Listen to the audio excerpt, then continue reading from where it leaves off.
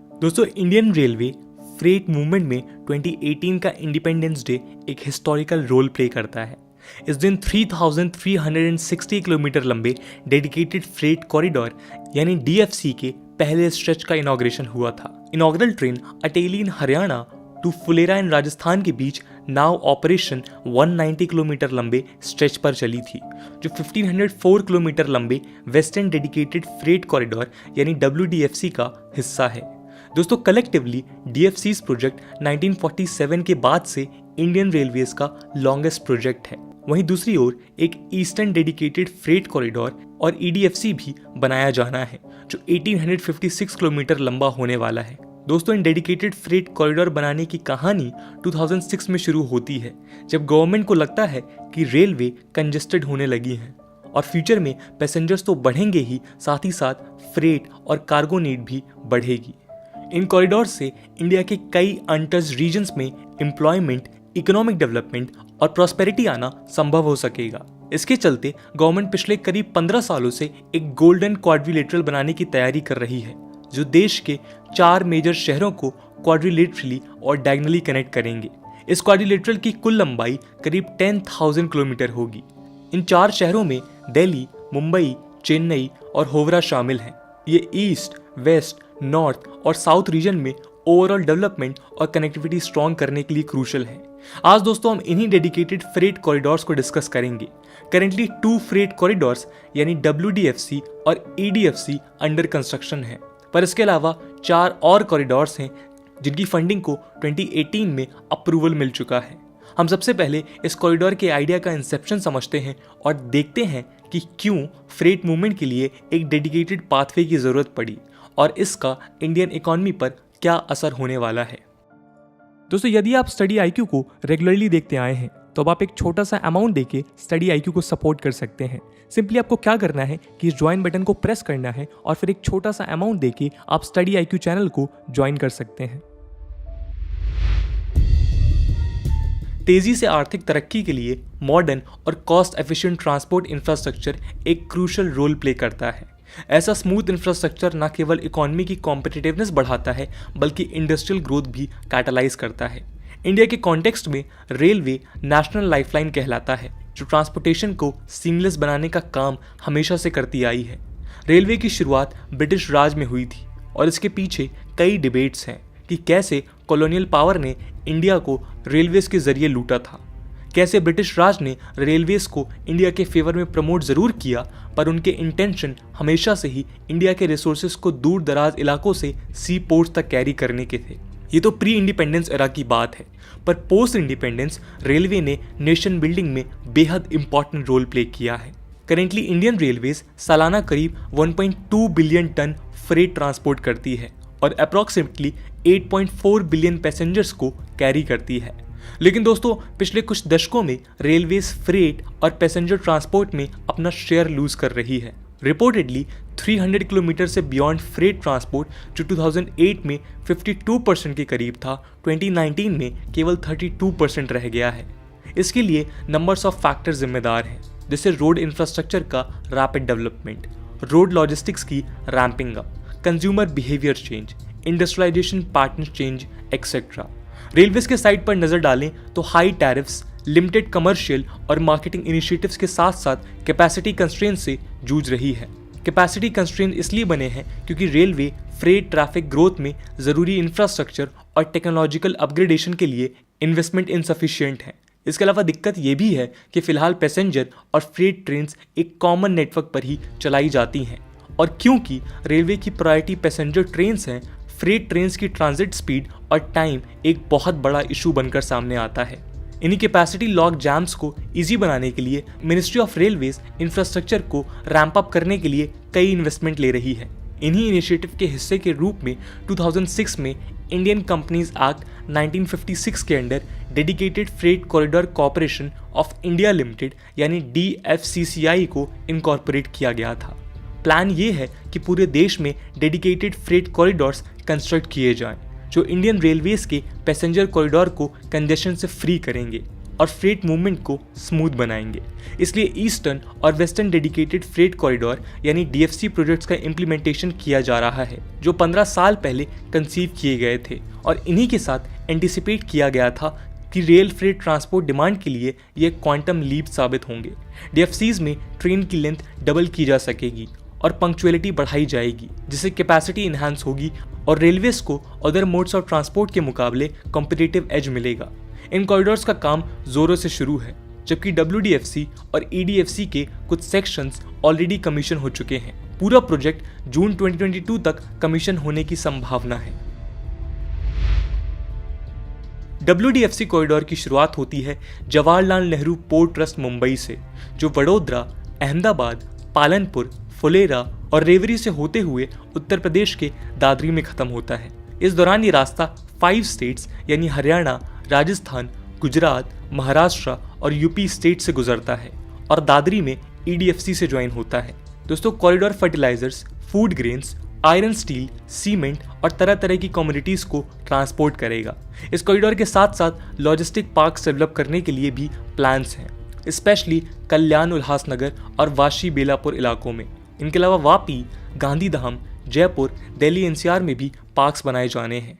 Project में हम देखें कि कौन क्या करेगा तो मई 2013 में L&T और जापानीज फर्म सोजित्स को WDFC की ट्विन ट्रैक लाइन डिज़ाइन और कंस्ट्रक्ट करने के लिए $100.97 मिलियन का 640 किलोमीटर का कॉन्ट्रैक्ट दिया गया था। इसी कंसोर्टियम को एडिशनली $450,000 का कॉन्ट्रैक्ट दिया गया है, जो रेवाड़ी वडोदरा सेक्शन में 915 किलोमीटर लंबे रूट पर 25 kilowatt 50 hertz electrification supply install करेगा। इसके अलावा कॉन्ट्रैक्ट में हिटाची, मित्सुई, इंडियन DFCCI और जापानीज काउंटर पार्ट्स के कॉपरेशन से प्रोजेक्ट पूरा किया जाना है। इसी तरह दोस्तों, एक दूसरा कॉरिडोर जो लुधियाना पंजाब से डांकुनी वेस्ट बंगाल को लिंक करेगा, ईस्टर्न डेडिकेटेड फ्रेट कॉरिडोर यानी EDFC कहलाएगा। इसकी कुल लंबाई 1856 किलोमीटर होगी, जिसमें 1409 किलोमीटर की इलेक्ट्रीफाइड डबल ट्रैक सेगमेंट होगा और 447 किलोमीटर का सिंगल ट्रैक सेगमेंट बनाया जाएगा। क्योंकि ट्रैफिक का ओरिजिन और डेस्टिनेशन DFC पर नहीं होगा, जंक्शन अरेंजमेंट ऐसा प्लान किया गया है जो एग्जिस्टिंग इंडियन रेलवेज कॉरिडोर से ट्रैफिक को DFC पर ट्रांसफर करेगा। दोस्तों, जो स्टेशंस होंगे वो केवल कॉरिडोर के लिए होंगे, जिसमें पैसेंजर ट्रेन्स नहीं चलेंगी। EDFC में डांकुनी, अंदाल, गोमोह, सोननगर, गंज ख्वाजा, मुगल सराई, जियोनाथपुर, चिकोई, प्रेमपुर, भावपुर, टुंडला, दाऊद खान, खुजरा, Kalanaur, Rajpura, Sirhind and Dhandari Kalan main station होंगे। ये कॉरिडोर 6 स्टेट से ट्रांसफर्स करते हुए कई ट्रैफिक स्ट्रीम्स को कार्टर करेगा, जैसे ईस्टर्न कोल्ड फील्ड से यूपी, दिल्ली, हरियाणा, पंजाब और राजस्थान के कुछ हिस्सों में पावर प्लांट्स के लिए cold, finished steel, food, cement और राजस्थान से लाइमस्टोन को ईस्टर्न कंट्री में डिस्ट्रीब्यूट करेगा। दोस्तों, कोई भी लंबे प्रोजेक्ट को सेक्शंस या फेज में तोड़ा जाता है।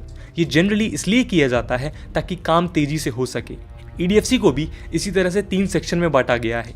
EDFC 1343 किलोमीटर लंबी डबल ट्रैक लाइन है, जो खुर्जा से कानपुर के बीच में बनाई जाएगी। इसके बाद EDFC 2 393 किलोमीटर लंबी लाइन है, जो कानपुर से मुगल सराई तक होगी। और लास्ट सेक्शन यानी EDFC 3 में बाकी काम शामिल होना एक्सपेक्टेड है। हालांकि इन्हें फर्दर ब्रेक भी किया जा सकता है। ये प्रोजेक्ट कई डेंसली पॉपुलेटेड टाउन से होकर निकलने वाले हैं। दोस्तों, इन दोनों कॉरिडोर्स के अलोंग साइड एक्सप्रेसवेज और हाईवेज का नेटवर्क भी तैयार हो रहा है। WDFC के अलोंग साइड जबकि दिल्ली मुंबई एक्सप्रेसवे बनाया जा रहा है, EDFC के अलोंग साइड भी ऐसा ही एक हाईवे बनाया जाना है। दोस्तों, करेंटली 2 कॉरिडोर्स इंप्लीमेंटेशन में हैं और बाकी 4 अप्रूव्ड हैं। इन कॉरिडोर्स के अलावा खड़गपुर, विजयवाड़ा इतारसी, भूसावल डांकुनी एंड राजखरसवम अंडाल सेक्शंस की फीजिबल स्टडीज 2021 में कंडक्ट होने वाली हैं। इन वास्ट प्रोजेक्ट को फंड कौन करेगा, ऐसा सवाल मन में उठना जरूरी है और इन प्रोजेक्ट के फाइनेंसेस का ट्रैक होना भी जरूरी है। इंडिया कितना लोन ले रहा है और अपने रेवेन्यू जनरेशन से कितना फंड कर रहा है, ये समझना भी जरूरी है।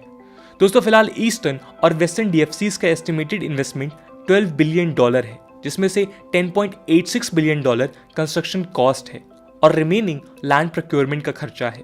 इस प्रोजेक्ट के लिए फंडिंग बायलैटरल और मल्टीलैटरल एजेंसीज से डेब्ट के कॉम्बिनेशन, मिनिस्ट्री ऑफ रेलवेज की इक्विटी और पीपीपी अरेंजमेंट से मिलने वाला फंड प्रोवाइड करेगा।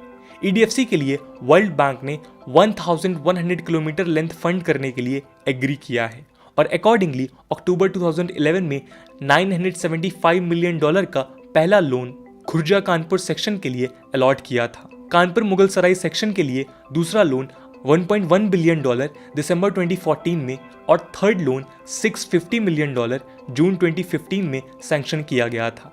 Indian ministry of railways 544 million की equity funding Mughal Sarai to Sonnagar के लिए दे रही है। इसी तरह WDFC के लिए 4 to 6 बिलियन का loan Japan international cooperation agency यानी JICA प्रोवाइड कराएगी और बाकी के खर्चे रेलवे मिनिस्ट्री अपने इक्विटी प्रॉफिट से बियर करेगी। इस प्रोसेस में ओवरऑल 645 बिलियन जापानीज येन का लोन एक्सपेक्टेड है, जिसमें से कुछ ट्रांचेस 2009 से 2013 के बीच लिए जा चुके हैं। दोस्तों, इन कॉरिडोर को ग्लोबल स्टैंडर्ड पर तैयार किया जा रहा है, जिसमें अब स्टेशन मास्टर्स द्वारा ऑपरेशंस नहीं होंगे, जबकि along the entire length singling Prayagraj में स्टेट ऑफ द आर्ट से बने ऑपरेशंस कंट्रोल सेंटर कंट्रोल होंगी। ये दुनिया में इस तरह से सबसे बड़े सेंटर्स में से एक होगा। इसके अलावा मेक इन इंडिया एंटरप्राइज के चलते फ्रेंच कंपनी एल्स्टॉम के साथ कोलैबोरेशन से ऐसे पावरफुल लोकोमोटिव्स मैन्युफैक्चर किए जाएंगे जो 6000 टन तक की फ्रेट ट्रेन्स को 75 to 100 किलोमीटर पर आवर पर दौड़ा सकेंगे। इन कॉरिडोर से इकोनॉमी, एनवायरनमेंट और सोसाइटी पर सिग्निफिकेंट फर्क पड़ने वाला है।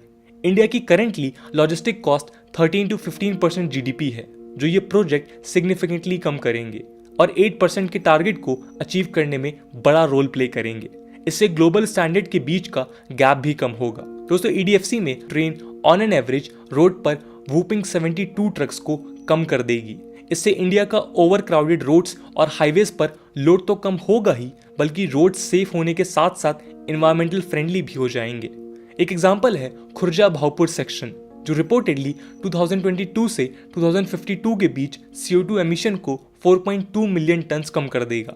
इस तरह से रोड्स पर डीकंजेशन से India billions of rupees save करेगा। WDFC जबकि वेस्टर्न स्टेट्स में पोर्ट कनेक्टिविटी के साथ साथ गुड्स और इंडस्ट्रियल कॉरिडोर्स को सपोर्ट प्रोवाइड करेगा, EDFC लोअर गंगा बेसिन में डेंसली पॉपुलेटेड एरियाज में अंडर प्रिविलेज सिटीजन्स को रेल ट्रांसपोर्ट अफोर्डेबल तरीके से यूज करने की सहूलियत देगा। जब एक डेडिकेटेड कॉरिडोर सिर्फ फ्रेट ट्रांसपोर्ट करेगा तो पैसेंजर ट्रेन्स बढ़ाई जा सकेंगी और पंक्चुअलिटी से लेकर स्टैंडर्ड इंप्रूव किया जाएगा। EDFC में इंडियन गवर्नमेंट $1 बिलियन के अप्रॉक्स इन्वेस्टमेंट के साथ 7 इंटीग्रेटेड मैन्युफैक्चरिंग क्लस्टर्स बनाने का प्लान कर रही है, जो यूपी में एम्प्लॉयमेंट अपॉर्चुनिटीज, हेल्थ, एजुकेशन और अदर सोशल सर्विसेज प्रोवाइड करेगा। इन कॉरिडोर्स के अलावा 4 और कॉरिडोर्स हैं जो जनवरी 2018 में अप्रूव किए गए हैं। ये हैं east west dedicated freight corridor, जिसकी लेंथ 2000 किलोमीटर है from Kolkata to Mumbai. North south dedicated freight corridor, जिसकी लेंथ 2173 किलोमीटर है from Delhi to Chennai. East coast dedicated freight corridor, जिसकी लेंथ है 1100 kilometre from Kharagpur to Vijayawada. South west dedicated freight corridor, जिसकी length है 890 kilometre from Chennai to Goa. ये सभी golden quadrilateral project का हिस्सा हैं। तो दोस्तों, ये थी कहानी इंडिया में बनने वाले डेडिकेटेड फ्रेट कॉरिडोर्स की, और हम आशा करते हैं कि इनके बनने के बाद फ्रेट लोड को सेपरेटली कैरी किया जा सकेगा, जिससे पैसेंजर ट्रेन में पंक्चुअलिटी लाई जा सकेगी और डिले को कम से कम किया जा सकेगा। दोस्तों, आज की वीडियो के लिए इतना ही। आई होप आपको वीडियो पसंद आई होगी, और अगर पसंद आई है तो अपने दोस्तों के साथ शेयर करना मत भूलिएगा। हम मिलते हैं अगले वीडियो में, तब तक के लिए जय हिंद, जय भारत।